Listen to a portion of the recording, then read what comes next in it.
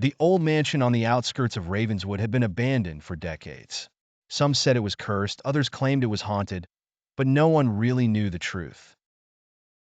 That is until David, a skeptical journalist, decided to investigate the mysteries that lay within its decaying walls. On a chilly autumn evening, David arrived at the mansion, armed with only a flashlight and his notebook. The creaky front door, untouched by time yet worn by the elements, hesitated before finally opening with a groan.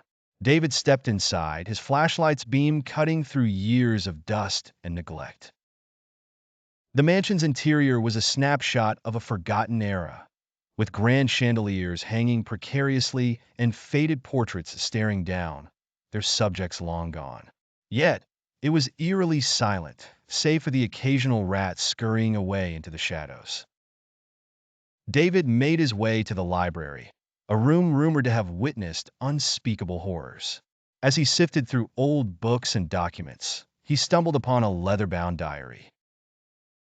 The spine cracked as he opened it to find pages filled with the ramblings of a madman, detailing rituals and sacrifices meant to summon something from beyond this world.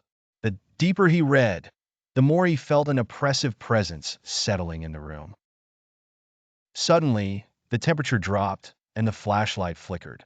A low whisper echoed through the library, though the words were incomprehensible. Panic gripped David, but his curiosity compelled him to stay. He continued to read until he found an entry that described a particular night of horror. The author had drawn a crude symbol that David recognized from his research on ancient occult practices.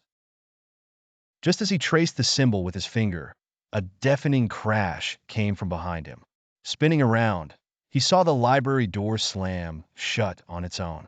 The shadows in the room seemed to grow darker, more tangible. Desperate to leave, David yanked at the door, but it wouldn't budge. The whispers grew louder, now clearly chanting in an unfamiliar tongue.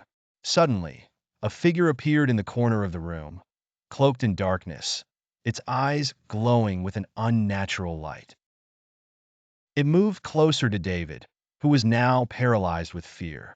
The chanting reached a climax as the figure raised a hand, pointing directly at him. In a last-ditch effort, David threw the diary at the figure. Instantly, everything stopped.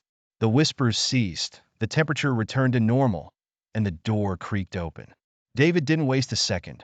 He sprinted out of the mansion, his heart racing, the echoes of the chanting still ringing in his ears.